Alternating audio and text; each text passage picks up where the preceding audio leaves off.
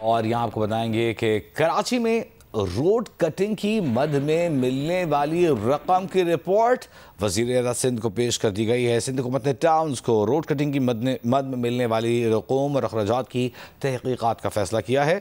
कामरान रजी हमारे साथ मौजूद हैं। कामरान, कहाँ से ये बहस शुरू हुई और अभी कहाँ तक पहुँच गई है? मसले की निशानदेही जो कराची में हालिया बारिशें हुई थी उस दौरान हुई थी, जब लियाकताबाद समेत कई इलाकों में जो गाड़ियां या मोटरसाइकिलें थी वो मेन रोड पे बने हुए गढ़ों में फंस गई थी।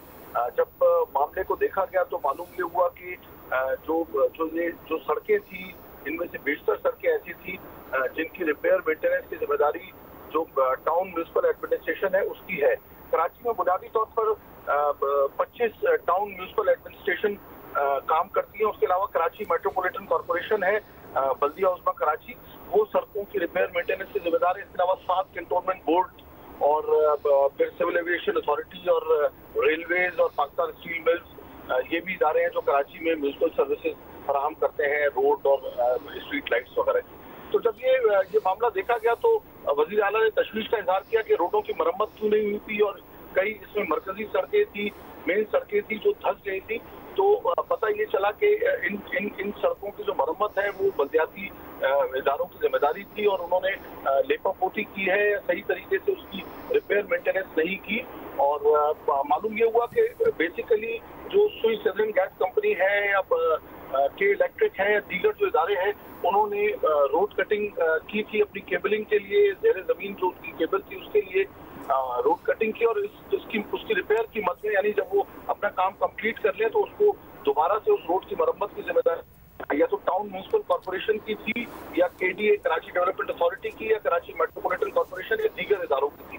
लेकिन इन इदारों ने कई जगहों पर ये देखने में आया कि या तो दुरुस्त मेंटेनेंस नहीं की या फिर की ही नहीं, बल्कि वो जो उन्हें अरबों रुपए मिले या करोड़ों रुपए फी टाउन मिले, वो जो रोड मेंटेनेंस की रिपेयर की मद में वो उन्होंने अपने अकाउंट्स में जमा करके रखे और उन्हें या तो खर्च नहीं किया या फिर ठीक तरीके से खर्च नहीं किया। तो ये एक बड़ा इंकशाफ था जिस पर वज़ीर आला हैरान हुए और जो महकमा बल्दियात के हुकाम थे वो भी, और फिर तहकीकात का फैसला किया गया। और ये मालूम करने कौन करेगा तहकीकात कामरान? क्या कोई कमेटी बनाई गई है गैर जानिबदार किस्म की? क्योंकि मामलात जो हैं इनमें फिर सियासी मामलात भी आ जाते हैं।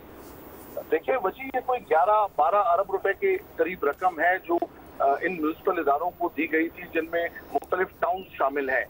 इनको ये दी गई थी और इनका काम था कि ये रकम खर्च करके वो तो बात समझ में आ गई, वो तो बात समझ में आ गई। अब जब तहकीकात करेगा तो वो कौन करेगा तहकीकात? क्योंकि कुछ टाउन्स जो हैं वो पीपल्स पार्टी के पास हैं, कुछ जमात इस्लामी के पास हैं। तो अब इसमें मामला ये होगा कि एक सूबाई हुकूमत में भी है पार्टी, तो फिर तहकीकात किस तरह शफाफ होंगी, ये सवाल है मेरा।